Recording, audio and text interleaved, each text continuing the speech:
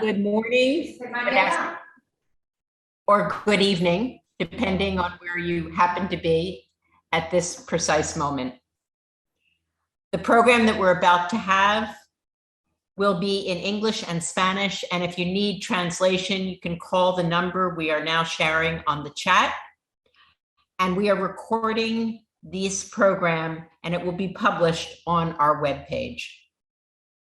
I would like to thank Google for this wonderful partnership, and a special thank you to Leonora and her team. Also, congratulations, Google and The Economist, for your newly launched Seizing the Opportunity, the Future of AI in Latin America. It's incredibly interesting and frankly, very important for development in our region. We just learned today that Walter Pasquarelli, Tech and Society Research Manager at the Economist Impact Unit of The Economist, won this year's Bennett Prospect Public Policy Prize. Congratulations, Walter. It's an honor to have you with us today as a speaker, sharing the takeaways of the report. Artificial intelligence is and will take a leading role in our lives and in the world. Today, we are having a forward-looking and insightful discussion about the use of technology and artificial intelligence and its impact in key markets such as Argentina, Mexico, Brazil, and Chile. And it's important in the region's socioeconomic transformation. I want to give a special welcome to our speakers. I am looking forward to today's conversation. Muchas gracias a todos por estar con nosotros. Será una conversación muy interesante. I now want to give a special welcome to our first speaker, Doron Avni. Doron is Senior Director of Government Affairs and Public Policy for Latin America, Africa, Middle East, and Russia at Google. My gosh, what a portfolio, particularly today. Doron, the floor is yours, and thank you for being with us today. Thank you so much, and good morning, everyone. As you might see from my background, I'm moving home tomorrow, but it was really important for me to be here today. Let us start by thanking the Council of the Americas for organizing such a great event and for inviting us to join. I'd also like to thank the distinguished experts from government and Congress across Latin America. So as you shared, my name is Doron Avni, and at Google, I lead the government affairs and public policy teams across emerging markets, which covers about 100 countries from Latin America through Africa, Middle East, Israel, and Turkey. This is an exciting region, home to 30% of the world's population, where hundreds of millions of new users are coming online every year. The last couple of years since COVID-19 has hit have been hard. What started as a health crisis quickly transformed into an economic crisis. Emerging markets have been hit the hardest as it had less resources to address the crisis. While global GDP shrunk in 2020 by 3.4%, Latin America took a hit of 6.9%. The pandemic also highlighted the many ways in which technology can be helpful. At Google, we've been thinking about ways to make sure that digital adoption translates into sustainable long-term economic growth. That's why last year we developed the Digital Sprinters Framework. It's meant to be a framework that governments can use to become more digital and sprint ahead towards economic development. To summarize it really quickly, the framework suggests 4 key areas that governments can focus on to accelerate digital growth. It all starts with physical capital. That won't be a surprise to anyone, which means connectivity to the internet and digital infrastructure. Then comes human capital, as investing in people is equally important. A third way is through building the regulatory ecosystem that promotes competitive and open markets. And finally, the last piece of the puzzle is through technological innovation and supporting the growth of next generation technologies like artificial intelligence. It's this last piece that today's event is focused on, AI and what it means for the economies of Latin America. Over the years, it's been amazing to see AI advance so quickly. 10 years ago, computer vision systems were just getting started and gaining the ability to identify cats and dogs on images. Today, AI and computer vision is used to measure carbon emissions, to forecast floods more accurately than before, and even detect wildfires. AI is helping us to save people's lives. But however impressive these implications may be, it's just as important that AI is accessible to all sectors of the economy. This means agricultural technology to help farmers plant crops and detect pests. It means financial technology to detect fraud, manufacturing technology to identify defects, and many, many more opportunities. We've seen great examples of all of this, but there is so much more that we can do together to make sure AI is useful to business in their day-to-day operations so economies can really grow. That's why we supported The Economist's work to produce this great report on economic potential of AI in Latin America. And we're also looking at what policymakers can do to encourage responsible AI adoption. The report is meant to be actionable. In addition to breaking down the key sectors that will benefit from AI, it also includes a playbook of specific recommendations for government. I'll let Walter from The Economist, and congrats Walter, to cover these recommendations in detail. It's my hope that this report, including the policy playbook, can be a resource for all of you. It can help you think of ways government can build AI talent, partner with public-private sector, develop technology responsibly, and more. So with that, thanks again for attending, and we're eager to engage as Google with you here and in other forums on productive and responsible AI policies. Thank you so much. You would think after all this time, I would remember to unmute myself, but I don't. Thank you so much for your comments. I sit on several boards of directors, and we spend time at almost every board talking about AI and how this is facilitating some piece of what we do. It is really going to make a huge impact as we go forward and in the region. So thank you so much for your comments. I now want to introduce our next speaker, Walter Pasquarelli, Tech and Society Research Manager, Economist Impact, from The Economist, who will present some of the key findings of the report. I hand it over to you, and I look forward to hearing about your report. Thank you so much, Susan. I'm just going to share my screen very quickly. Here we go. Excellent. Can everyone see my screen? Yes. Yeah. Yes. Excellent. Thank you so much. Well, good afternoon or good morning, everyone, depending on where you're joining in from. First of all, I would really like to express my gratitude on behalf of Economist Impact, first of all, to the Council of Americas for hosting today's session. Thank you very much, Susan. But especially also to the team at Google, who has really provided us with exceptional support in the production of this research paper. My name is Walter Pasquarelli. I'm a research manager within the Tech and Society practice area at Economist Impact, and I'm incredibly excited to share with you the findings from our brand new report on artificial intelligence in Latin America today. Now, what is the future of AI in Latin America? This has really been our central research question.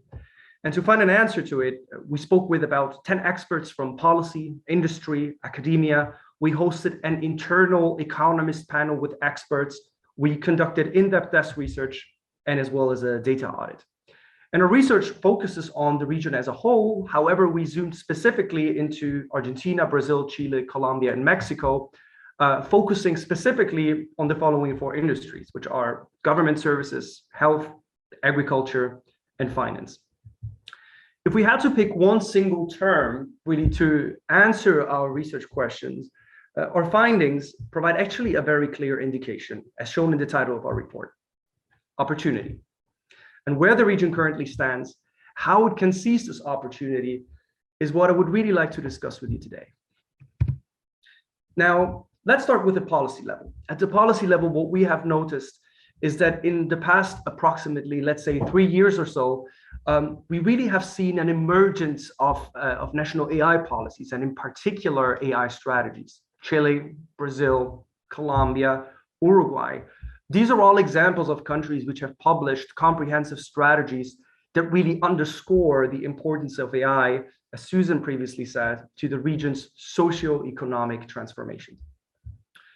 One of the points that was brought to our attention by some of the interviews that we spoke to as well, however, is that whilst there are some new strategies and new policies in place, the level of implementation has varied though. And in part, this is due to changes in administrations over time. And so as these strategies are implemented, we really urge that as with time passing, these efforts should persist across different kinds of changes in administrations, changes in administrations as well. Apologies. Perhaps one of the most interesting and really exciting findings is that at the industry level, there really has been some quite remarkable developments taking place in the past years, and especially since the beginning of the COVID-19 pandemic.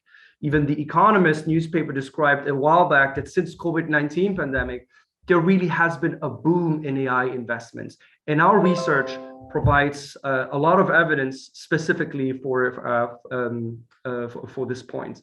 Some evidence, as shown in our paper, for example, is that the number of VC fundings has risen to $15.3 billion US dollars in 2021, up from $4 billion in 2020. So investments has increased almost by 3 times within the space of just a year.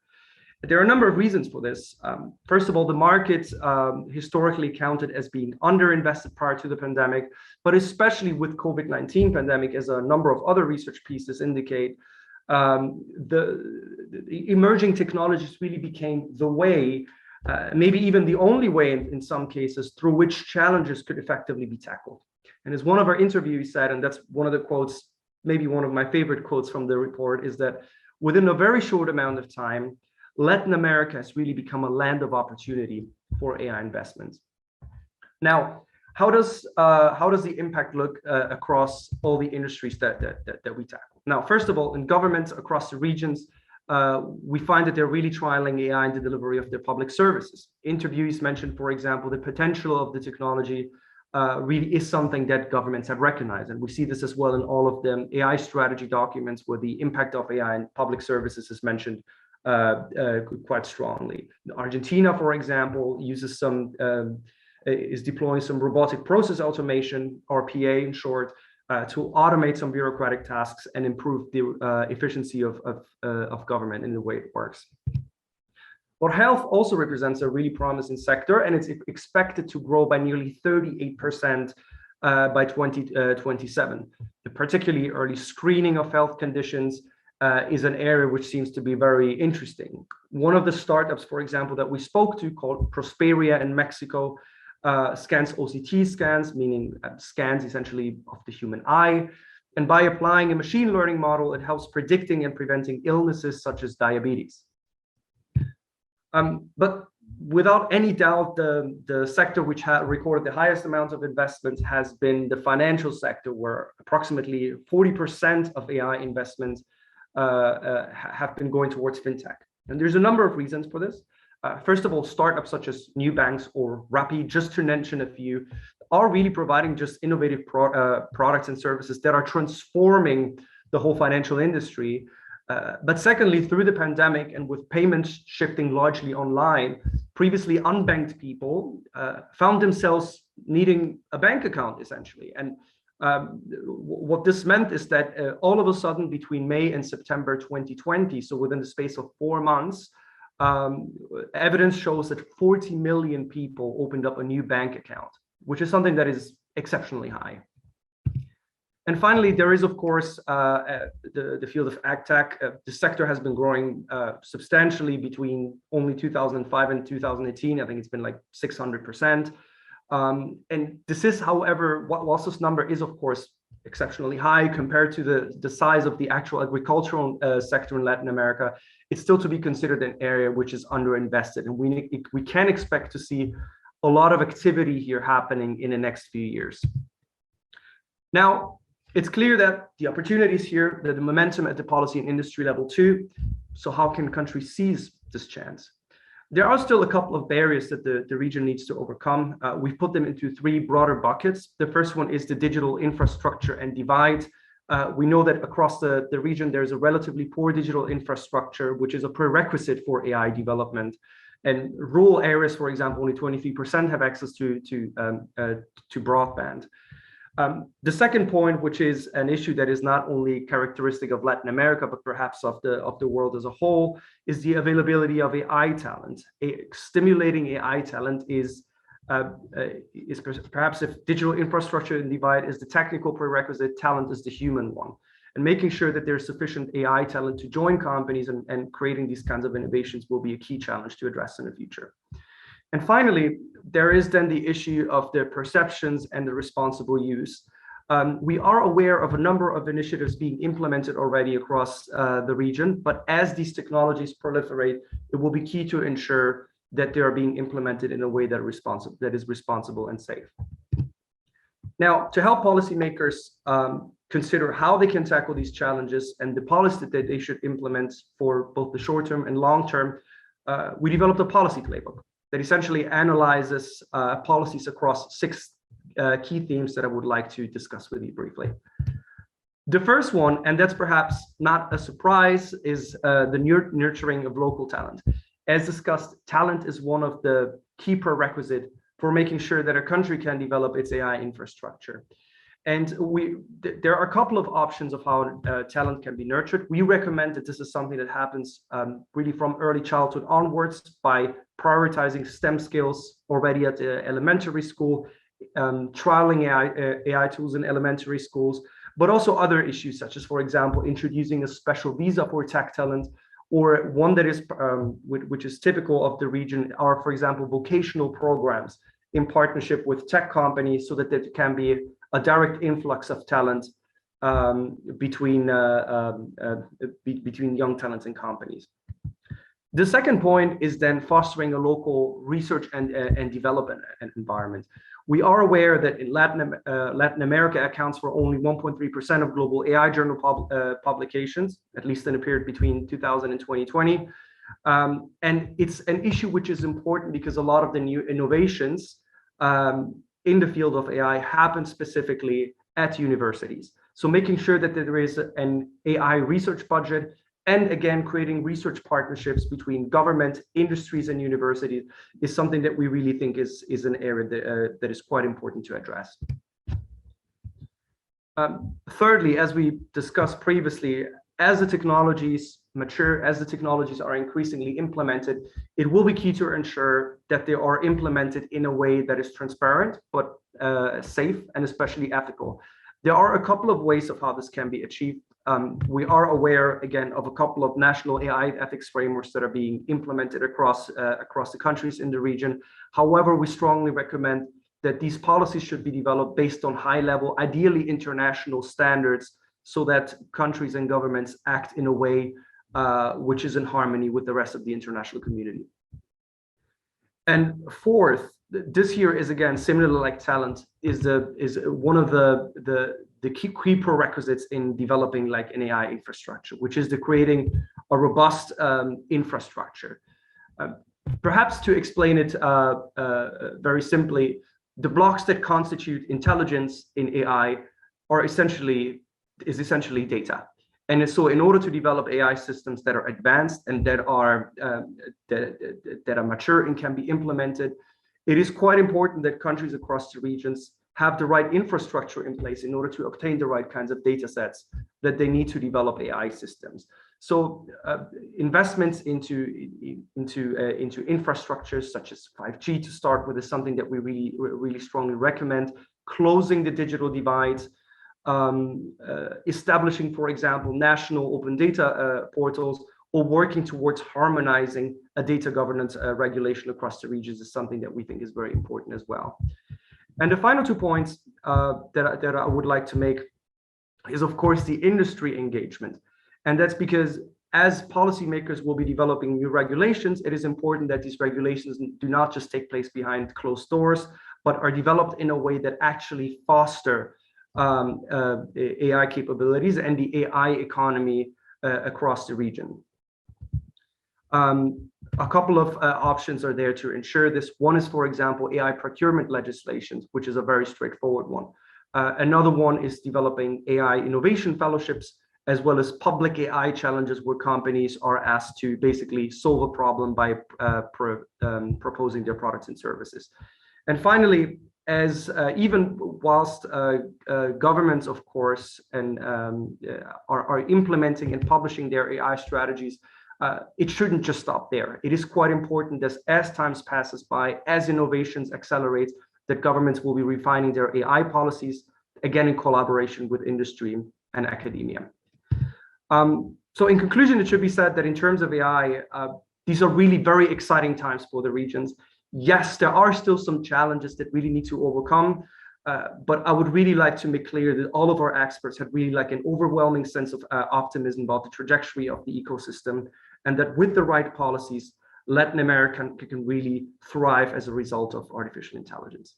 I look forward to participating in a number of follow-up discussions and briefing to discuss our findings with you in more detail. But in the meantime, I would really like to thank you for your attention, and I look forward to hearing your thoughts on our report. Thank you very much. Thank you, Walter, for this presentation. I would like to invite you to stay connected for the next part of the roundtable. We will now switch to Spanish. Again, if you need translation to English, please call the number on the chat. Seguiremos ahora con la conversación junto a representantes de Argentina, Brasil, Chile y México. Luego de las presentaciones tendremos tiempo para preguntas. Si quieren hacer una pregunta, nos pueden avisar levantando la mano. Para esta conversación, invitamos a Tamar Kolodenko, Manager Public Policy and Government Relations para el Cono Sur en Google, quien será la moderadora. Tamar, te cedo la palabra y muchas gracias. Hola Randy, bueno, muchas gracias a Randy y a todo el equipo del Council por organizar este panel. Tenemos hoy un panel de lujo para discutir sobre el impacto que tiene y que tendrá la inteligencia artificial en nuestra región. Los voy a presentar y vamos directo a las preguntas que sé que todos aquí quieren escuchar a nuestros panelistas. Lo tenemos aquí a José Guridi, jefe de la Unidad de Futuro y Adopción Social de la Tecnología, FAST, son sus siglas, del Ministerio de Economía de Chile, a Eliana Emediato de Azambulla, Coordinadora General de Transformación Digital en el Ministerio de Ciencia, Tecnología e Innovación de Brasil. Hola Eliana, muchas gracias por sumarte. Está también Fernando Peirano con nosotros, que es el presidente de la Agencia Nacional de Promoción de la Investigación, el Desarrollo Tecnológico y la Innovación de Argentina. Gracias, Fernando. Y está el senador Jorge Carlos Ramírez Marín, presidente de la Comisión de Ciencia y Tecnología del Senado de la República de México, que no estaba segura si había una pequeña demora, así que lo veo ahí presente. Muchísimas gracias, senador, también por acompañarnos. Bueno, vamos a pasar directamente a las preguntas y escuchar de los expertos, que para eso estamos aquí. Walter hizo un repaso muy interesante sobre el reporte que realizó The Economist y sus principales hallazgos, y al principio mencionó que para realizar este reporte se evaluaron todos los planes nacionales y las estrategias nacionales de AI en la región.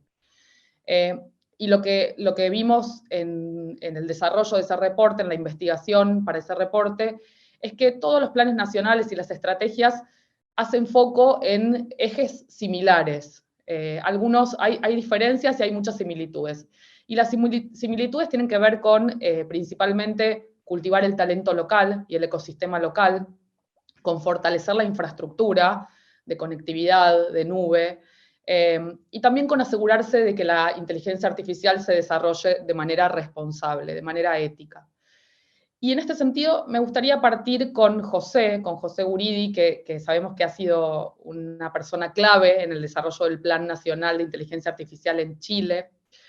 Y me gustaría preguntarle qué debe incluirse en el establecimiento de una estrategia nacional y sobre todo también, José, cómo trabajar para que estas políticas, estas estrategias tengan continuidad a pesar de los cambios de funcionarios o de mandatarios en las administraciones públicas, ¿no? Una experiencia que José tiene de primera mano. Gracias, Tamar. Bueno, gracias por la invitación. Y justo era un tema además que Walter comentaba recién y que es súper relevante, el cómo nos aseguramos que una estrategia pase de un gobierno a otro, y nosotros estamos justo en eso, así que vamos a ver qué va a pasar acá. Pero que antes de nosotros, en el fondo, ya hemos visto los otros casos donde ha sido complejo ese traspaso de una administración a otra en quienes publicaron las estrategias antes. Yo creo que un componente importante en esa línea es el nivel de participación que tienen en las políticas en su desarrollo y también después en su implementación y en su monitoreo después y actualización, porque al final son políticas que no van a poder ser estáticas mucho tiempo. Y eso es algo que nosotros ahí tenemos la suerte un poco en Latinoamérica, que partimos un poco después que el resto, entonces estamos como 3 años atrasados en cuanto a desarrollo de las estrategias y políticas, pero al mismo tiempo son 3 años de aprender lo que hicieron otros, que funcionó o no funcionó. En nuestro caso en Chile, al menos tratamos de tomar ese acercamiento, en especial porque el desarrollo de nuestra política coincidió primero con el estallido social que tuvimos en 2019 y luego con la pandemia. Entonces, nosotros llevamos un par de meses desarrollando la política cuando ocurrieron esas dos cosas. Entonces, nos abrió una puerta a probar cosas distintas, a demorarnos un poco más. Entonces, tomamos la decisión, en vez de hacer una política de que saliera rápido, que era la intención original, 6 meses tener una estrategia, tomarnos el tiempo y hacerla lo más participativa posible, pensando también en que fuera algo que durara hacia después. Y en ese sentido, nosotros, cosas que hicimos y que esperamos que están generando el hecho de que podamos estar pasando la política de un gobierno a otro, es que tuvimos por una parte mesas autoconvocadas, y esto es algo que de hecho Walter mencionaba en el reporte en la parte de industria, pero yo creo que es algo más bien mucho más transversal, que en el fondo no es solamente tener participación como una consulta con algunos actores, sino una participación que pueda ser abierta y que además no sea necesariamente encuadrada hacia ciertos sectores, sino que efectivamente participen cualquier tipo de persona. Y en eso nosotros tuvimos una participación que tuvo 2 etapas, tuvo varios componentes. La primera fueron mesas autoconvocadas, la segunda una consulta que un poco viene a validar lo primero, pero no es solo una consulta, sino que teníamos esta etapa de deliberación y llegamos a casi 2.000 personas que participaron en el proceso de deliberación primero o después en el proceso de consulta. Y eso es algo que esperamos que va generando confianza, va generando apropiación de la política y que esperamos que ayude en el fondo a que siga ahora. Y lo segundo es también poder diseñar una buena institucionalidad e identificar las palancas administrativas que efectivamente fuercen un poco a la administración a mantener la política. En nuestro caso teníamos la suerte también que el Ministerio de Ciencia era nuevo, entonces todavía había hartas cosas que se podían hacer. Y entre las cosas que se están haciendo y que hoy día está un poco la puesta en marcha de ese traspaso de uno a otro, es poner, por ejemplo, incentivos dentro de los funcionarios públicos. Hay ciertos incentivos, por ejemplo, abonos dentro del sector público en Chile que quedaron amarrados a compromisos de las políticas, entonces hay que al menos hacer seguimiento a eso. Quedó una institucionalidad que involucra a varios ministerios, Ciencia, Economía, Hacienda, entre otros, que tienen como mandato hoy día revisar la política cada cierto tiempo. La Secretaría Ejecutiva está en Ciencia, pero en el fondo la institucionalidad también tiene que revisarla. Entonces esas son cosas que al menos han hecho que hoy día el Ministerio de Ciencia y Economía están, por ejemplo, mirándola de nuevo, ver cómo está el nivel de implementación. Hace un par de semanas me llegó el reporte como contraparte de Economía del nivel de avance, entonces es algo que se está haciendo. Y lo tercero que creo que es importante, para no extenderme mucho más, es que la implementación no puede esperar necesariamente a la publicación o la actualización de la política. Eso es lo que nosotros aprendimos en el camino. En el fondo, mucho del proceso de desarrollo de la política y de discusión y deliberación empezó a generar ciertas acciones. Si hubiéramos esperado a publicar la política, estaríamos recién empezando a implementar ahora. Muchas de las acciones nosotros las empezamos a implementar tempranamente. Entonces, por ejemplo, tuvimos dentro de nuestra agencia de fomento, liberamos $5 millones para hacer 3 proyectos de colaboración, industria academia de inteligencia artificial enfocada en ciertos sectores. Se lanzó más o menos en paralelo, un poquito antes de la política, pero era parte de esa discusión.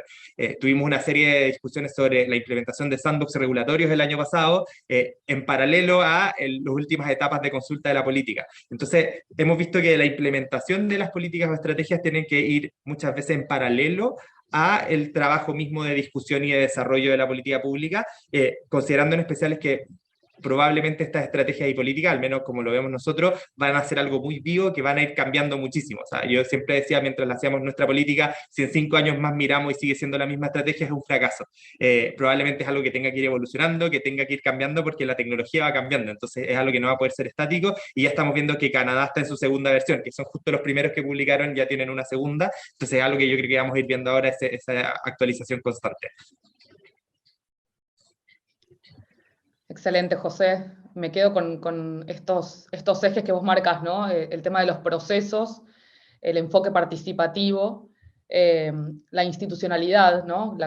Que es clave también generar una institucionalidad que promueva la continuidad de estas políticas, y la implementación rápida, la implementación en paralelo al diseño de la política.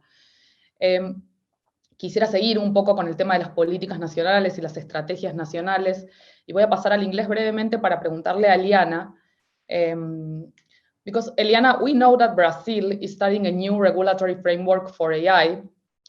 So what are the economic sectors most likely to benefit from AI, and how can regulation promote the use of AI for economic growth and development? Hi, how are you, Tamar? Good afternoon for everybody. I don't know if you want to continue to speak in English or try to speak in Spanish. What do you prefer? Whatever you prefer, Eliana. Okay. It's your choice. I will continue in English. Okay. Here in Brazil, we focus our strategy in 4, not economic sectors, but in 4, in 5 verticals, you know. We think here in Brazil, this technology will be happen in the cities, in the agriculture, in industry, in the tourism, in the health. All the digital transformation strategy, including AI strategy, we focus in this environment, okay? Because after many discussion with the people from university and academia, we decided here in Brazil, we organize our investment, our programs in these 5 verticals: industry, health, agriculture, city, and tourism. So this year, for example, we launched a call focused in AI to support startups to organize, to develop a project to with the help with the big companies, focusing in these 5 environment. Last year, we made another call to support big companies and ICTs to organize projects to support the digital transformation in Brazil, including AI in this environment. So we are working here in Brazil, focus in these 5 environment, not focus in sectors, okay? It's clear for you, Tamar? It is. Thank you, Eliana. It's very clear, and it's very interesting how you're organizing the framework for AI in Brazil. All digital transformation strategy in Brazil, including the AI strategy, is focused in these 5 environments, okay? It's cities, agriculture, industry, tourism, and health, right? Yeah. To recap. Yes. That's very interesting, and we'll continue talking about this and the sectors that are a priority in Latin America, which I believe are very similar in all countries, right? Especially agriculture. Thank you, Eliana. Thank you. Bueno, me gustaría también pasar ahora a una pregunta para Fernando, porque el reporte de The Economist menciona particularmente el foco en cultivar talento local. Y yo sé que es un área en la que Fernando trabaja muchísimo, y tiene proyectos muy innovadores, y me gustaría preguntarle justamente qué políticas se necesitan para construir ecosistemas de AI locales o regionales, ¿no? Pero particularmente locales. ¿Cómo superar obstáculos, por ejemplo, como la fuga de talento y la adquisición de habilidades de inteligencia artificial en el ecosistema local? Muchas gracias. Efectivamente, nosotros hoy observamos lo que definimos como un doble éxodo, ¿no? Mucho talento, muchos recursos humanos están pasando del ámbito académico al ámbito productivo y luego del ámbito local al ámbito internacional o global. Esto se da por los incentivos de mercado, por las remuneraciones, y tenemos hoy el desafío paradójico, si se quiere, que en un mundo donde la economía del conocimiento gana peso, es cada vez más difícil tener sistemas nacionales de ciencia, tecnología e innovación, porque hay una disputa, hay una tensión sobre los recursos humanos y dónde trabajan. Entonces tenemos que hacer dos cosas. Por un lado, proteger y cuidar la generación de nuevos talentos. Por eso tenemos una de las iniciativas de nuestra estrategia nacional es trabajar con las cátedras, con los lugares donde están los profesores de informática en las universidades, darles un apoyo suplementario para que ese engranaje del sistema no se pierda. Si perdemos a los profesores, perdemos el futuro, perdemos la reproducción de este ciclo y vamos a tener un problema muy serio a futuro para poder participar como algo más que usuarios de la inteligencia artificial, sino también como productores, no solo usando las soluciones, sino también generando soluciones basadas en inteligencia artificial, y generar las soluciones es la llave para obtener los beneficios plenos de esta tecnología. Entonces, un punto es ese, y el otro es más de instituciones, más desafiante aún, que es que el sector privado, que las iniciativas públicas vengan a buscar al sistema de ciencia y tecnología soluciones institucionalizadas, alianzas, y que no vengan a buscar solo a los recursos humanos. Es decir, un cambio en la capacidad institucional para trabajar con otros en una manera ágil, en una manera asertiva, en una manera eficaz, brindar soluciones desde las instituciones de ciencia y tecnología, desde las universidades, y corrernos, salir de esa posición de ser proveedores de recursos humanos. En definitiva, es un cambio, como decía, paradójico, porque en algún momento imaginamos que la llegada de la economía del conocimiento era una llegada a favor de la ciencia y la tecnología, y es así, pero pone en duda la viabilidad desde un país periférico, de un país en desarrollo, de poder tener sistemas de ciencia y tecnología tan nutridos y diversos como tenemos en Argentina. Solo una estadística: 3 de cada 1000 trabajadores en Argentina trabajan en I+D. Es el país con más plataforma de ciencia y tecnología de toda América Latina.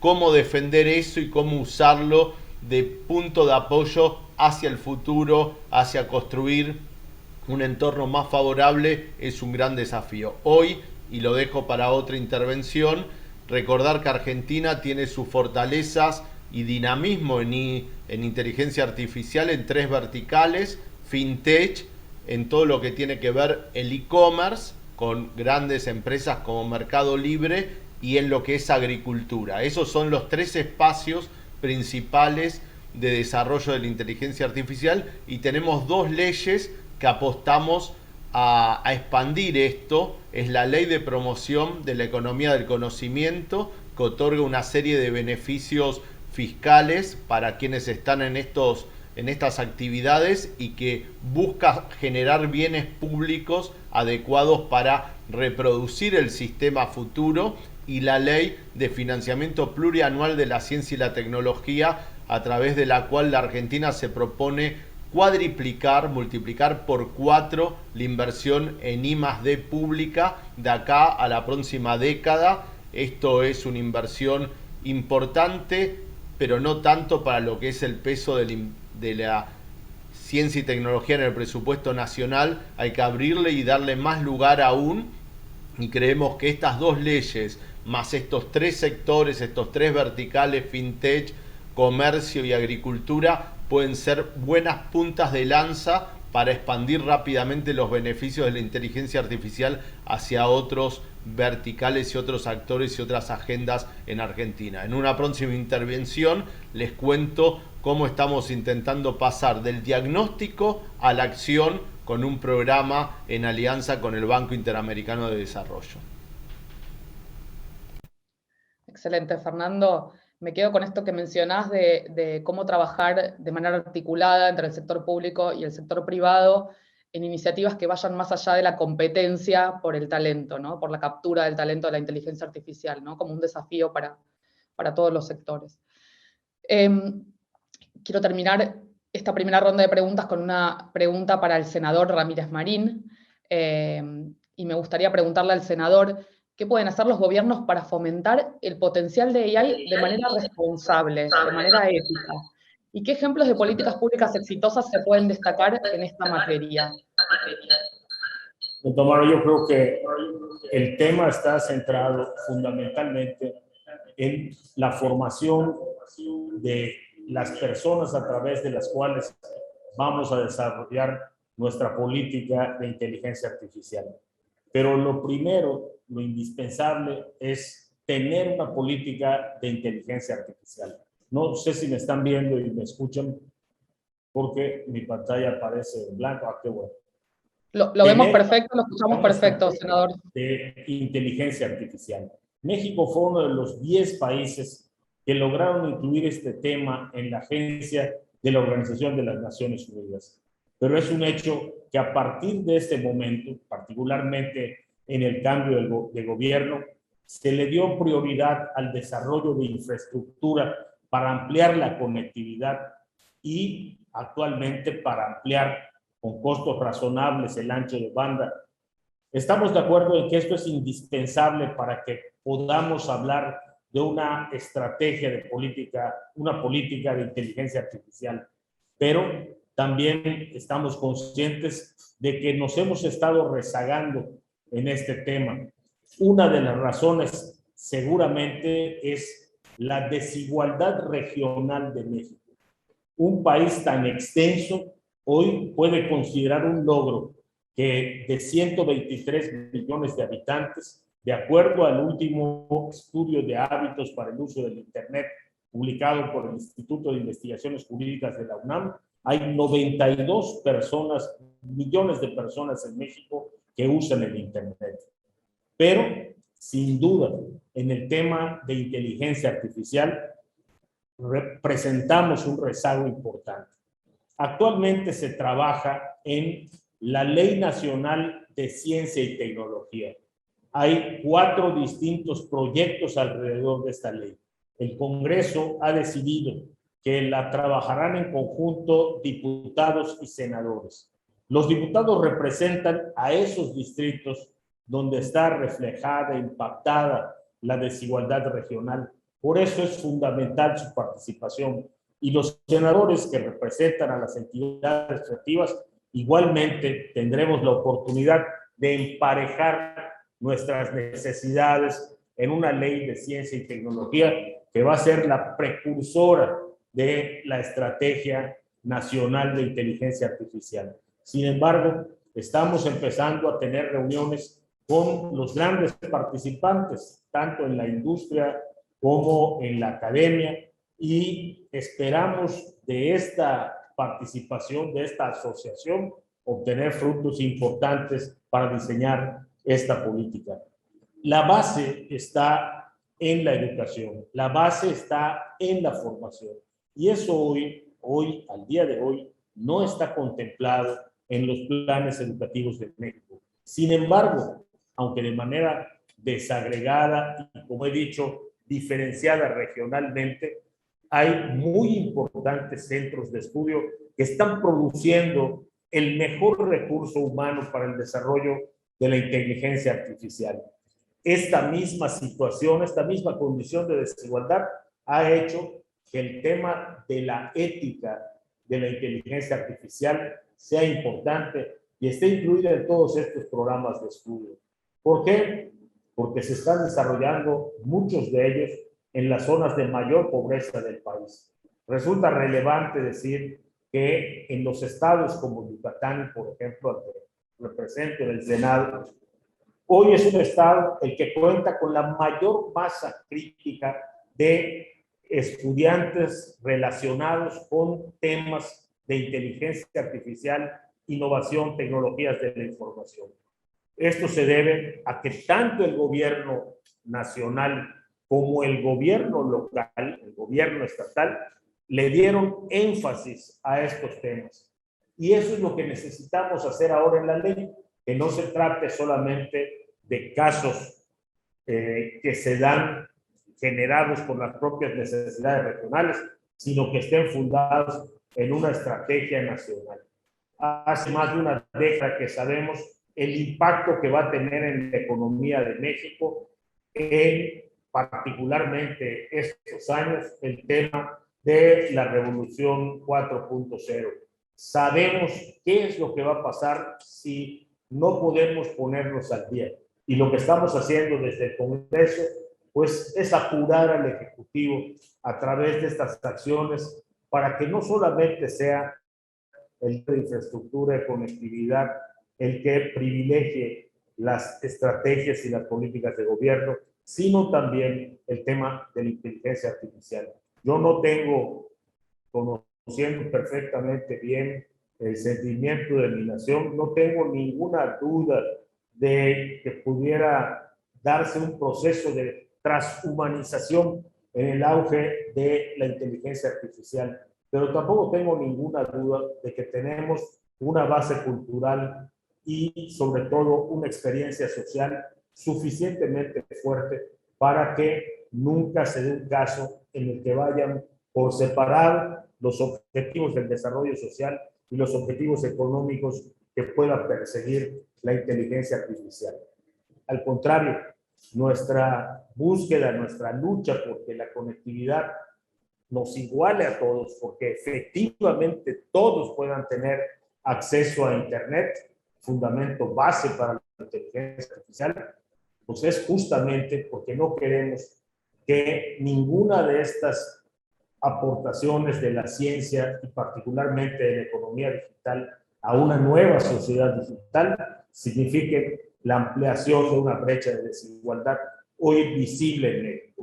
Lo que queremos es al contrario, que la inteligencia artificial signifique la oportunidad de ir cerrando esa brecha con mejores condiciones para la salud, con mejores condiciones para la educación. Y tenemos la certeza de que así será. Esa es la búsqueda del Congreso de la Unión.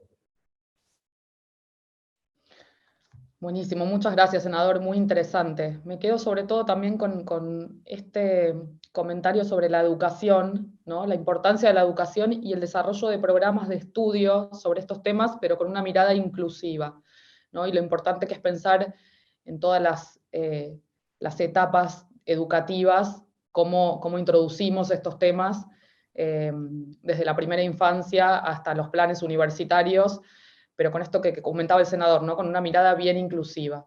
Yo tengo una pregunta para todos ahora, en el orden que ustedes prefieran, y si no, los voy llamando, pero me interesa la perspectiva de todos ustedes sobre la colaboración regional alrededor de la inteligencia artificial, ¿no? Porque un poco lo que escuchamos en las intervenciones hasta ahora es que los desafíos y las oportunidades son bastante parecidas en todos los países de Latinoamérica. Y me interesa saber sobre la opinión que tienen ustedes en relación a la coordinación regional para planes o estrategias de inteligencia artificial o para cuestiones específicas alrededor de la inteligencia artificial, temas de, por ejemplo, cómo cultivar talento o infraestructura, pero quisiera escucharlos a todos. No sé, ahí... senador, si quiere arrancar usted. Tamara, la última. Lo dejamos de escuchar brevemente. Sí, ¿te escuchas ahora? Sí, ahora sí. Gracias. Te decía que justamente yo no escuché la pregunta. La pregunta, senador, es sobre la colaboración regional y cómo los gobiernos pueden colaborar en áreas relacionadas con la inteligencia artificial a nivel regional, a nivel de Latinoamérica. Yo creo que es muy importante y creo que una de las mejores instancias para esa colaboración son los congresos. Estoy seguro que todos los congresos tienen una comisión de ciencia y tecnología, incluso algunos una comisión específica de los temas de la economía digital y de la sociedad digital. Yo estoy seguro que a través de los congresos podemos hacer un gran intercambio primero de experiencias y también de conclusiones de colaboración. Creo que somos una muy buena instancia para eso. Los gobiernos en todas partes, los ejecutivos, estoy seguro manifestarán su deseo o su benevolencia para que el tema se desarrolle, pero no estoy seguro, y alguno de nuestros amigos lo decía en su intervención, que estén dispuestos a aportar los presupuestos necesarios. La colaboración entre nosotros puede ayudarnos a ser más fuerte para la búsqueda de esos presupuestos o para darle certeza a través de la legislación. En el caso de México, nuestro propósito en esta materia es lograr una legislación de impulso, no de inhibición. Lo conversábamos hace poco en un muy importante foro. Entonces, estoy seguro que a través de nuestros esfuerzos legislativos le podemos dar certeza al sector privado para hacer las inversiones necesarias en esta materia. Uno de los propósitos que tenemos en estas reuniones que vamos a desarrollar o que estamos desarrollando es precisamente la posibilidad de que el sector privado impulse de saque, es decir, del primer paso al que se sume el gobierno para la creación de un Centro Nacional de Inteligencia Artificial. Debe ser nacional en los esfuerzos locales, pero no avanzaremos juntos y eso es sumamente riesgoso. Y creo que lo mismo pasa en materia de intercambio y de experiencia latinoamericana. Para nosotros es fundamental el desarrollo de Guatemala, El Salvador, Honduras y todas las naciones que están muy cerca de nuestra franja fronteriza, donde la desigualdad y estas brechas precisamente están creando esta presión que propicia un movimiento, un desplazamiento de personas, hoy ya con características masivas. Muchas gracias, senador, clarísimo. Fernando, ¿cuál ha sido tu experiencia en materia de cooperación regional desde el gobierno argentino? Bueno, nosotros estamos, por un lado, viendo que las startups, todos los actores que están naciendo y sumándose a este espacio de la inteligencia artificial, lo hacen con una perspectiva global. Los países y los gobiernos tienen que seguir esta mirada porque es la mirada natural, nativa de todo lo que tiene que ver hoy con inteligencia artificial y tecnologías de información. Nosotros estamos avanzando también con una alianza con el BID, con el Banco Interamericano de Desarrollo, que puede servir también de nexo para vincularnos a otras experiencias y que el camino de Argentina también pueda ayudar al camino de otros países de la región. ¿Para qué lo estamos haciendo con el BID? Para invertir 50 millones de dólares que nos permitan ir del diagnóstico a la acción y ser, como decía antes, una punta de lanza en materia de experiencias. ¿A qué queremos dedicar esta inversión? Que no parece una gran suma cuando hablamos de inteligencia artificial, pero si la hacemos con foco puede ser realmente transformador. Lo queremos hacer para fortalecer las oportunidades de competitividad de nuestro sector industrial y de nuestro sector de agro y servicios. Competitividad apoyando a las empresas que quieren iniciar el camino de la exportación hacia la región, en conocer mejor los mercados de destino, las regulaciones, las necesidades de los consumidores. estos son datos y los datos hoy se pueden aprovechar mejor si lo hacemos con inteligencia artificial. Así que queremos servicios, aplicaciones, que quien lo use no tenga que saber de esta tecnología de punta, sino que pueda aprovechar los resultados de esta tecnología. Y queremos tener un impacto indirecto en esto, que es fortalecer el ecosistema, dándole funcionalidad a muchos actores que hoy en Argentina ya forman parte de este universo de la inteligencia artificial, aunque todavía no tenemos algo parecido a un clúster. Y para eso queremos fortalecer la oferta de servicios, como decía, engancharnos con los unicornios. Argentina es una gran fuente de nuevos unicornios en tecnología. Creo que es uno de los países que más nuevos actores está aportando a este segmento. Queremos trabajar en la formación de recursos humanos de mandos medios, no técnicos especializados en desarrollar inteligencia artificial, sino buenos usuarios en usar la inteligencia artificial, mandos medios en empresas industriales, de servicios, en empresas vinculadas al agro. Y el punto tercero de esta estrategia de inversión es crear un nuevo actor, crear un centro de referencia en I+D aplicada que cumpla 4 funciones.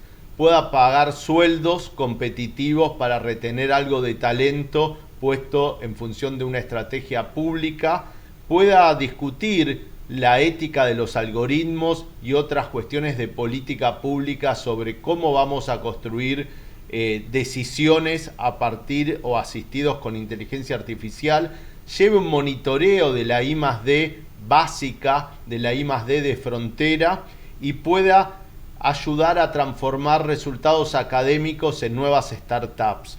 Este centro de I+D aplicado tiene que a su vez organizar un ecosistema que hoy está apoyado en el caso de Argentina por 4 universidades que destacan: la Universidad Nacional del Sur, la universidad localizada en Tandil, la Universidad del Centro, la Universidad en Córdoba y el centro emblemático del cero más infinito de la Universidad Exactas de la UBA.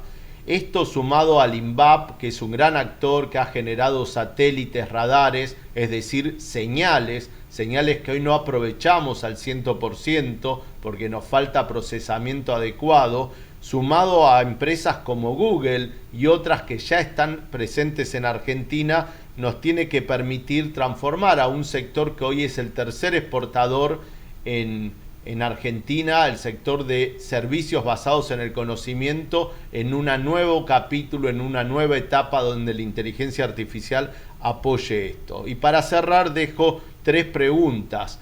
Nos preguntamos a nivel estrategia país si la mejor camino es generar infraestructura propia de procesamiento o apoyarnos en la nube, cuáles son las nubes disponibles, qué hacemos frente a la ciberseguridad y qué hacemos para pasar registros administrativos a datos. Hemos tenido algunas experiencias de aplicar inteligencia artificial en el ámbito de la salud, aprovechando la digitalización de las historias clínicas, y hemos visto que es muy duro el camino de tener buenos datos para aplicar buenos algoritmos. Hay muchos registros en el Estado, pero registro no es sinónimo de dato viable para aplicar inteligencia artificial, así que tenemos una dura transición por curar datos y transformar nuevas bases de datos. Así que les agradezco la atención.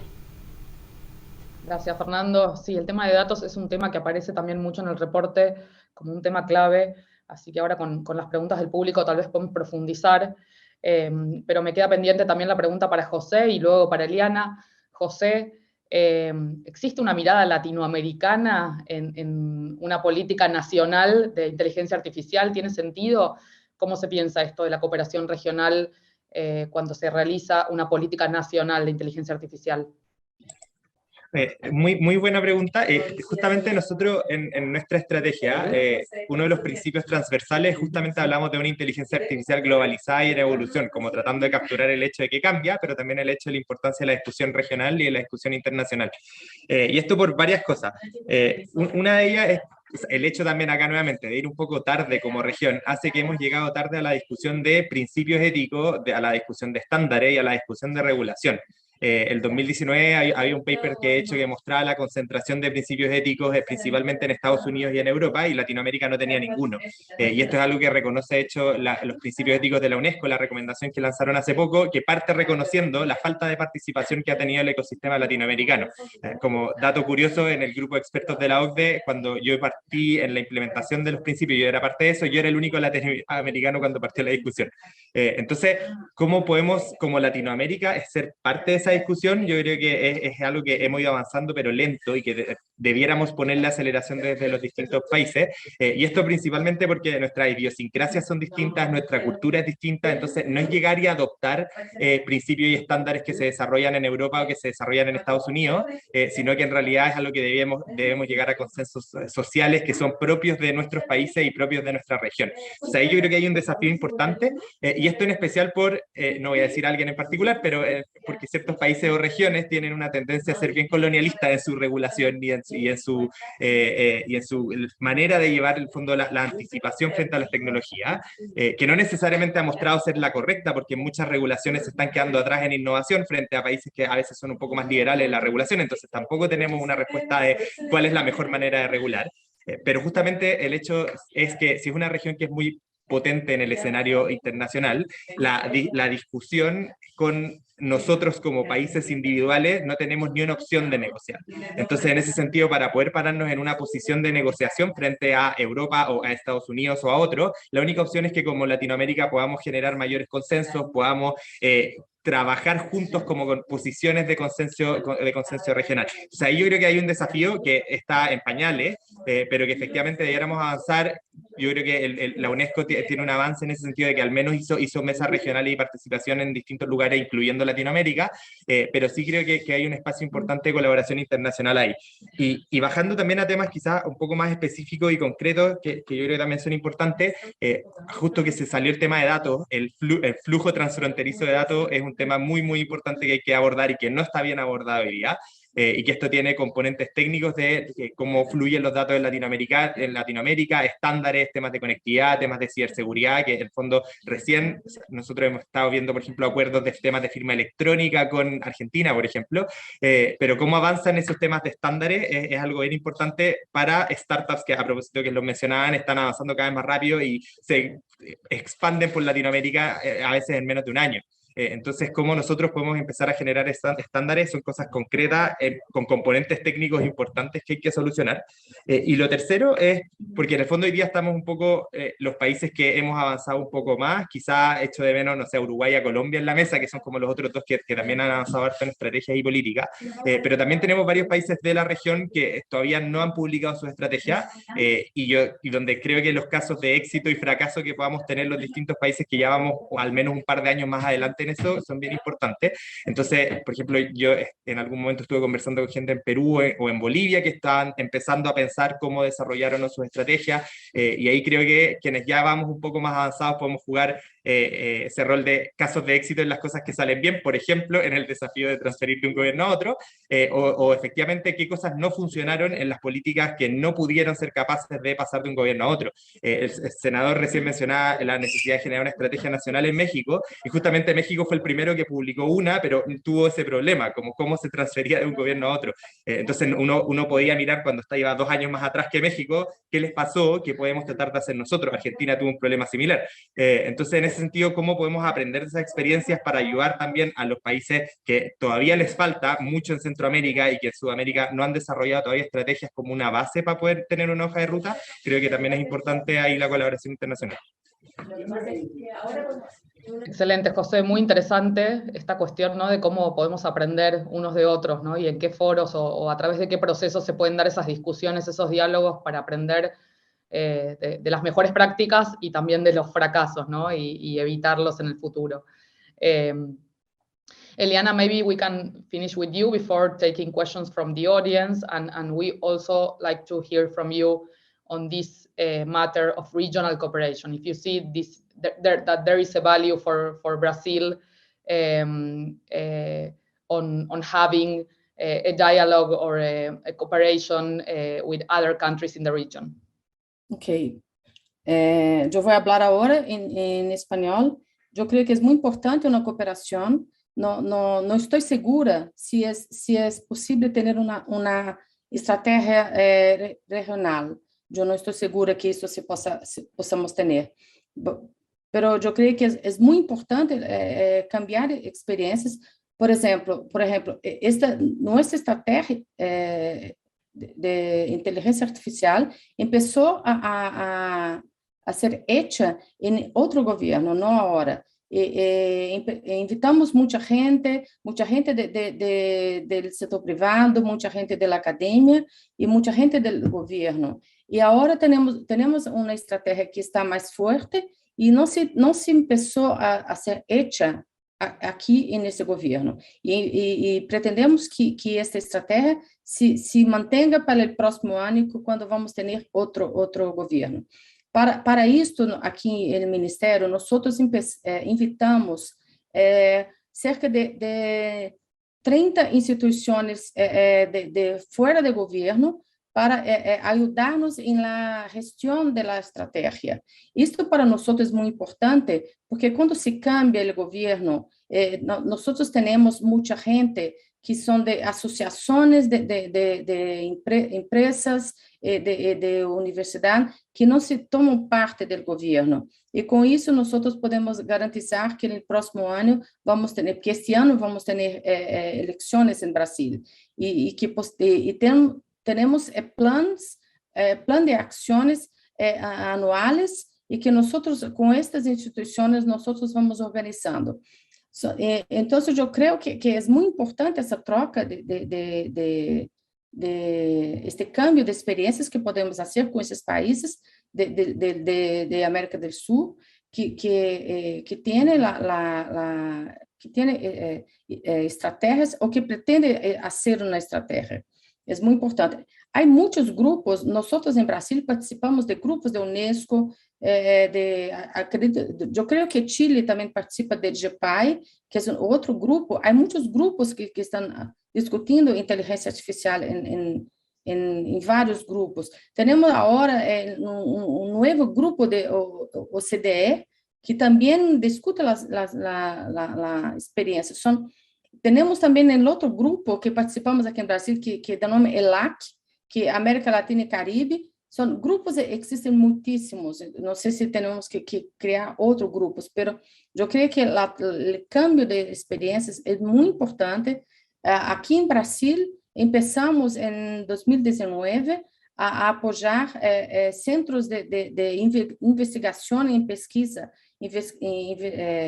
en investigación aplicada en inteligencia artificial. Vamos a tener 8 centros aquí en Brasil, que son colaboración público-privada, que estes centros se vão quedar em Brasil, porque nós temos grandes universidades de Brasil à frente desses centros, temos grandes empresas de Brasil e que vão há muitos investigadores participando. Então, nós creemos que no próximo governo esses programas se quedam, porque não são programas solamente do governo. Nós estamos aqui no Ministério da Ciência e Tecnologia, se queiram mais informações e como podemos cambiar essas informações, será muito bueno para nós. Gracias. Buenísimo, Diana.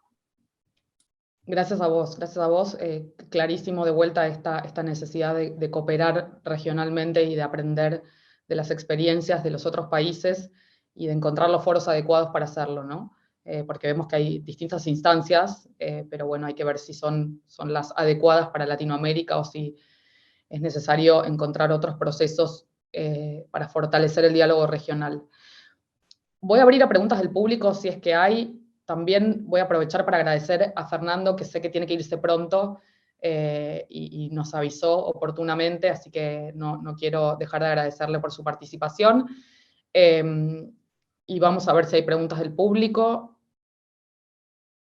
o si alguien quiere levantar la mano. Ana Molina tiene una, me dicen. Ana. Gracias. Bueno, buenos días. Muchas gracias a todos los panelistas. Qué maravilla de exposiciones y de perspectivas distintas de todos nuestros países. Quería preguntarle a todos, a lo mejor no sé si alguno ha tenido la oportunidad de revisar el proyecto de resolución que hizo la Comisión Europea para unificar y reagrupar la regulación sobre inteligencia artificial. Es un proyecto muy interesante porque, por un lado, dice querer promover la inversión y el desarrollo de inteligencia artificial en Europa, pero por el otro lado, tiene esta visión humanista centrada en el ser humano, donde refuerza el punto de la ética, de los derechos humanos, de esa parte de la programación de la inteligencia artificial que a veces uno sabe cómo empieza, pero no cómo termina. Entonces, ese set de valores y califica las actividades humanas en 3 grupos: las prohibidas, las permitidas de alto riesgo y las permitidas normales. Al revisarlo me llamó la atención que muchas de las prohibidas ya existen y las que son calificadas como permitidas de alto riesgo son la mayoría y generan muchísimas obligaciones. Entonces a mí me generó muchas dudas en esa aparente contradicción. Queremos la inversión, queremos que venga, pero si defendemos al ser humano, ¿qué tan enredado lo hacemos? Y como en América Latina nos encanta leer, copiar y pegar, pues sería bueno revisar si han tenido esas mismas dudas y cómo ven que puede hacer un paso de América Latina mejor que el de la Unión Europea y no solamente pues copiarlo. Gracias. Excelente pregunta, Ana. ¿Algún voluntario que quiera arrancar? Sí, Yo o Eliana. Dale, José. Feliz de partir con eso. O sea, yo creo que la complejidad es más grande, porque de hecho en la Comisión Europea, una de los grupos europeos también en una de sus últimas publicaciones reconoce el hecho de que se están quedando atrás con su exceso de regulación y que en el fondo los van a dominar los chinos. Lo dice textualmente en una de sus últimas publicaciones. Entonces la tensión es más fuerte, yo creo. Yo veo muy complejo, o sea, y cuando hablaba como esta posición media imperialista en el fondo de imponer regulaciones, es un poco lo que ha hecho Europa, por ejemplo, con el GDPR, entre otras cosas. Entonces, por eso es importante un poco ahí, nuevamente, la colaboración internacional, al menos en Latinoamérica, porque, por ejemplo, en el GDPR, Japón, que es una potencia tecnológica, fue capaz de negociar con la Unión Europea. Pero si vienen acá y Chile intenta negociar solo con Europa, imposible. Entonces, como que ahí una cosa yo creo que es importante esa colaboración. Y en particular el tema de la regulación, yo creo que hay varias cosas que son complejas de ponerse a regular en estricto hoy día. Uno es que las definiciones son muy ambiguas en general en inteligencia artificial.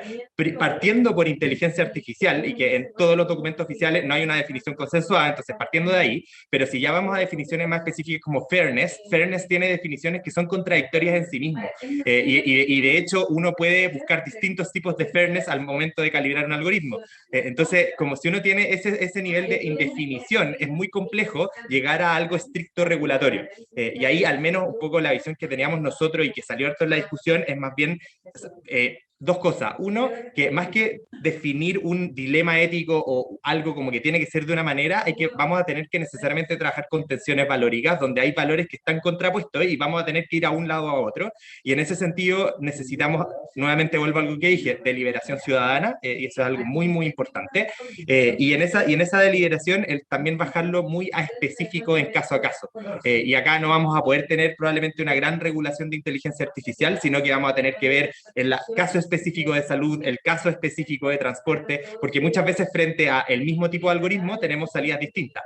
Entonces, un mismo sistema de alerta, por ejemplo, acá en Chile, 2 aplicaciones que son parecidas. Hay un sistema de alerta, por ejemplo, que desarrolló el Ministerio de Desarrollo Social y Familia, que alerta cuando hay vulneración de derechos de niños y niñas y adolescentes, para poder hacer intervenciones a tiempo. Eso es mucho más sensible que, por ejemplo, un sistema de alerta que también se desarrolló de incumplimiento de legislación ambiental, donde no hay datos personales, entre otras cosas.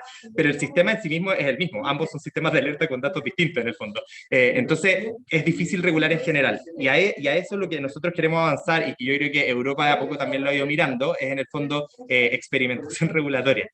Como que no vamos a poder, además por lo rápido que avanza, no vamos probablemente a llegar a regulaciones estrictas, sino que va a haber que trabajar mucho más con estándares, y ahí, por ejemplo, el regular, entre comillas, a través de compras públicas, por ejemplo, y que el Estado exige en sus compras, ese tipo de cosas, yo creo que es valioso, y al mismo tiempo bajar a hacer sandbox regulatorios de distinto tipo en distintas industrias, ver cómo probar reglas, o sea, y no solo en el fondo de bajar regulaciones, sino también un poco, por ejemplo, lo que se está haciendo de probar ciertas reglas en entornos controlados, un poco como entornos de prueba, lo que hacen al final en la medicina hace mucho tiempo. Yo creo que vamos a tener que hacerlo en este campo. Yo veo muy complejo el regular en forma estricta, y en ese sentido yo creo que Europa tiene una contradicción que no está resuelta, porque se está encontrando en el fondo lo que está haciendo China y Estados Unidos al mismo tiempo, y que la sobreregulación puede dejarlo atrás, y lo dicen ellos mismos en el fondo. Muchas gracias, José. De acuerdo con todo. Sí. Eliana también quería comentar, ¿no? Pouco, só que solamente que há grupo em Brasil atualmente em parlamento para discutir todo isto. Não está cerrado, pero é uma discussão que está em aberto aqui, e há muita gente em Brasil que está tomando conta desta discussão. Não temos aún conclusão sobre isto. Gracias, Eliana. Obrigada. Gracias, Ana, por tu pregunta. Aquí hay otra pregunta que la voy a leer y me parece interesante para el senador, que estuvo mencionando algo de esto. Y la pregunta es, ¿cómo hacer para educar al ciudadano para que sea curioso sobre AI, sobre inteligencia artificial, y no le tenga miedo? Senador, usted quisiera, lo pongo como voluntario para responder. ¿Y ya estoy? Sí. Quisiera abordar un poquito la respuesta tocando algo de lo que estaban conversando en la pregunta anterior. Como el Internet, la inteligencia artificial es una herramienta. El problema es que esta es una herramienta que sin la conducción o la dirección adecuada puede llegar a convertirse en el usuario totalmente. Este es uno de los riesgos, no es un futuro descabellado. Hoy tenemos robots haciendo operaciones, hoy tenemos robots impartiendo instrucciones para la educación, pero el problema es que, igual que el Internet, esta es una herramienta que puede servir para cuestiones éticas y también para cuestiones no éticas. Depende de la base con que se esté creando y de la base con que el que la utiliza, los principios con los que el que la usa esté precisamente aplicando esta herramienta. Y en ese sentido, ¿cómo lo podemos hacer? Pues tenemos que asegurarnos que desde muy temprana hora, desde prácticamente la primera infancia, el contacto con el Internet y con la inteligencia artificial estén basados en principios y tengan por lo menos los límites indispensables para no caer en la deshumanización. Cuando hablo de deshumanización, hablo de apartar principios, de aceptar cualquier cosa. Hablo de creer que todo lo que viene en camino y todo lo que pasa por esta ruta es aceptable o es igual para todos. Y en ese sentido, el trabajo depende de dos cosas, sobre todo de la educación, pero también de un marco institucional que esté permanentemente vigilando el comportamiento del Internet o de la inteligencia artificial. Y hablo del Internet porque me parece que es el primer espacio de la sociedad digital donde tenemos una labor regulatoria o tenemos la obligación de poner ese marco institucional. Será el que sigue el marco institucional, el marco jurídico de la inteligencia artificial, pero necesitamos las dos cosas. Ninguna sociedad aplica leyes en las que no cree. A ninguna sociedad le sirve aumentar el número de declaraciones en la ley cuando no ha aumentado el número de principios en su educación que soporten esas modificaciones legales o esa evolución jurídica. Creo que es un trabajo que forzosamente le corresponde hacer a los gobiernos, pero de la mano con la sociedad civil, de la mano con organizaciones no gubernamentales, que las hay muchas y muy solventes en esta materia, y sobre todo de la mano con la academia, que permanentemente está monitoreando los cambios en la sociedad. ¿Qué pasa si no lo hacemos?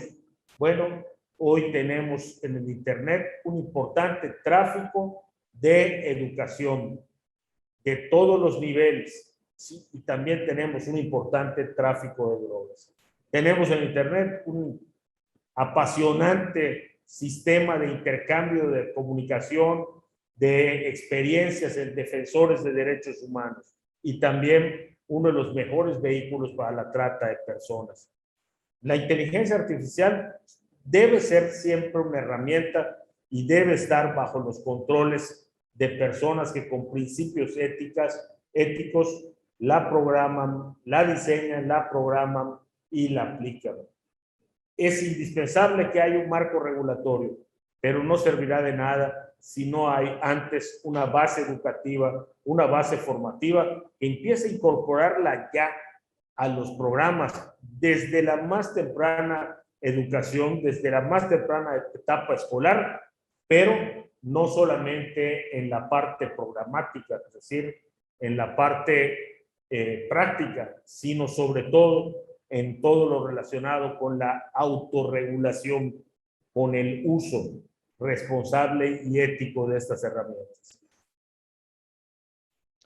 Clarísimo, senador. Muchísimas gracias. Silvana Amaya tiene una pregunta y creo que va a ser la última pregunta del panel. Silvana, si quieres hacerla directamente. Perfecto, muchas gracias, Tamar. Y muchas gracias a todos, muy interesante el panel. Mi pregunta es, ¿qué tanto se debe coordinar con el sector privado? Es decir, hubo algunas menciones, pero siento que muchas veces el sector privado es el que pone el ritmo y si no se ajusta rápido la regulación, la política pública, pues no va a ser suficientemente, nunca vamos a estar al día. Entonces, ¿qué tanto se debe coordinar? ¿Qué tanto se coordina hoy en día y se trabaja junto con el sector privado para todos los avances en inteligencia artificial y en toda la regulación? Gracias. En nuestra opinión aquí en Brasil, es necesario hablar con la gente del sector privado, porque la principal demanda viene del sector privado. Ellos necesitan de la gente, ellos usan más el sector privado. Entonces, es muy importante la coordinación con el sector privado. Que aquí en Brasil, por ejemplo, en estos centros de investigación, el gobierno pone plata, el sector privado también pone plata. Entonces es una cooperación. Tenemos aquí un gran programa para financiar la capacitación de personas, no solo en inteligencia artificial, mas en toda esta transformación digital, que la parte del gobierno está poniendo plata y la parte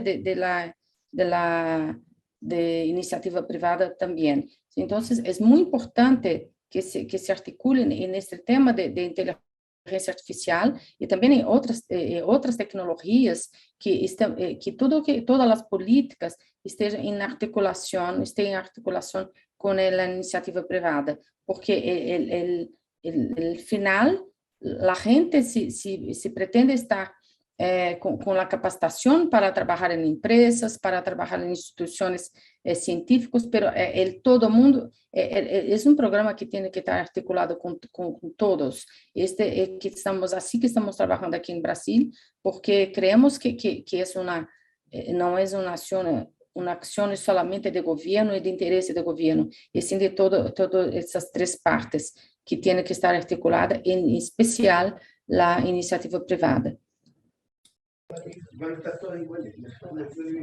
Ahí, si puedo agregar algunas cosas. Y que también quería complementar un poco también con la respuesta que dio el senador, porque justamente en el fondo es en esa formación donde los privados juegan además un rol súper importante, y ahí hay varias cosas, porque en el fondo la inteligencia artificial no solo es una herramienta, sino que al final un poco es algo que va y viene, como la tecnología al final no es algo externo, sino que coevolucionamos con ella, y incluso el cómo nos percibimos nosotros mismos depende de los algoritmos, por ejemplo, de las redes sociales. Entonces, en ese punto yo creo que hay varias cosas que son bien importantes, importante. Voy a volver un poco a algo que ya dije, pero todo el proceso de conversación y de deliberación abierto que puede tener el desarrollo de una política, pero luego también de una regulación y también en el diseño mismo de instrumentos o de los mismos sistemas, tiene dos componentes. Uno es la opción de poner actores de la sociedad civil, del sector privado, etcétera, en conversación para poder llegar a consensos, que es importante, pero al mismo tiempo en sí mismo es un proceso educativo. Algo que a nosotros nos pasó muchísimo durante la política es que en las mesas de discusión las personas que participaron salían de la mesa diciendo que hoy día que después sabían más de algo, ya sea del componente ético, ya sea del componente técnico, pero en el fondo la discusión misma les permite aprender. Entonces también es un mecanismo a través del que uno va aprendiendo y además de generando los consensos necesarios. Y en ese sentido la coordinación con el sector privado es fundamental, pero esto como pensándolo en amplio espectro, no solo las empresas, sino que la sociedad en general. Y esto es porque Silvana decía algo muy cierto, el sector privado es el que va un poco en la punta de lanza junto con las universidades, pero acá están bien mezclados, y yo creo que desde el sector público estamos atrás, no es como que nos vayamos quedando atrás, estamos atrás, y vamos a siempre ir llegando tarde. Entonces, la cosa es cómo hacemos para llegar lo menos tarde posible, por una parte, pero al mismo tiempo cómo este avance y esta punta de lanza en el fondo es algo que es conversado. Las cosas como los sandbox o el poder construir estándares a través de compras públicas son maneras de hacerlo, porque el privado se va en cierta forma a autorregular, si es que hay ciertos estándares que tienen que cumplir, por ejemplo, para hacer tratos con el Estado, pero al mismo tiempo va a tener la opción de conversar con los reguladores, el regulador va a aprender sobre tecnología y al mismo tiempo la regulación va a ir quedando mejor, pero el sector privado va a poder ir encontrando los espacios de desarrollo para que efectivamente puedan desarrollar la tecnología. Entonces, en ese sentido, además de todo lo que mencionaba recién Eliana sobre centros que tengan participación público-privada, entre otras cosas, capital humano, inserción de doctores en la industria, por ejemplo, necesitamos también ese proceso constante de discusión, espacios de discusión como los sandbox regulatorios, donde la discusión ética y de regulación y también un poco la discusión del desarrollo y de la estrategia se vaya dando en forma constante entre los distintos actores de la sociedad. Senador. Gracias. Me parece que es indispensable esta colaboración entre el sector público y el sector privado, pero lo que necesita es un espacio donde esa colaboración se puede institucionalizar. Este tema tiene representantes en la industria, es decir, tiene una industria que está desarrollándose, que está evolucionando y ofreciéndole nuevos servicios a sus clientes. El gobierno no va a ir nunca, el sector público no va a ir nunca al mismo ritmo de esa industria, pero si hay un mecanismo institucional para que los avances que la industria tiene en lo privado puedan reflejarse en los intereses sociales que diseña el Estado, yo creo que pueden lograrse cosas muy importantes. Voy a poner un ejemplo. Conozco una gran empresa que está desarrollando a pasos agigantados la robotización de la agricultura, pero eso va a beneficiar solamente a aquellos que puedan alcanzar los niveles económicos para hacer esta inversión. Pero esa evolución ya se quedó ahí, esa tecnología ya llegó y ya está ahora coexistiendo con nosotros. ¿Cómo hacemos que pueda llegar a todos los niveles? Esa es la tarea del gobierno. Y si hay ese espacio donde el contacto sea permanente, el intercambio sea permanente y los avances puedan irse aprovechando en los dos ámbitos, en el del desarrollo privado y en el del desarrollo social, esa industria robotizada de agricultura podrá servir también a propósitos de pequeños empresarios, incluso de organizaciones sociales, de productores, y la vamos a poder poner a su alcance. Pero es imprescindible que exista ese espacio, ese marco donde esos avances del sector privado pueden ser captados por el gobierno y convertidos en avances para el sector social, que es finalmente parte fundamental o la que fundamentalmente debe impulsar el sector público. Excelente, senador. Creo que ya estamos cerca del final del panel. Me quedo tal vez con 3 ideas que sobrevolaron a la discusión como ideas clave para avanzar en estos temas. Una fue la del diálogo intersectorial, ¿no? de dialogar con todos los sectores relevantes, pero también el diálogo regional, dialogar con el resto de los países que están en distintos momentos del proceso de desarrollo de sus planes de inteligencia artificial. Se habló también mucho de los procesos participativos, la participación ciudadana como clave también, pero también procesos flexibles, procesos que se adapten a los cambios en la tecnología y también a los cambios en la sociedad, incluso a los cambios en los gobiernos, la flexibilidad como algo fundamental. Y por último, también algo en lo que se hizo mucho foco es en la inclusión y en el marco ético en el momento de pensar en este tipo de desarrollos. Así que espero que hayan disfrutado de la charla. Yo les agradezco muchísimo a los participantes, al senador, a José, a Eliana y a Fernando, y a todos ustedes por participar, y espero verlos en la próxima. Muchas gracias. Y de parte del Council of the Americas, muchísimas gracias Tamar y a Google y también al senador Ramírez, José, Eliana y Fernando por esta conversación. Damos por finalizada la mesa redonda. Gracias a todos por participar. Gracias. Bye bye.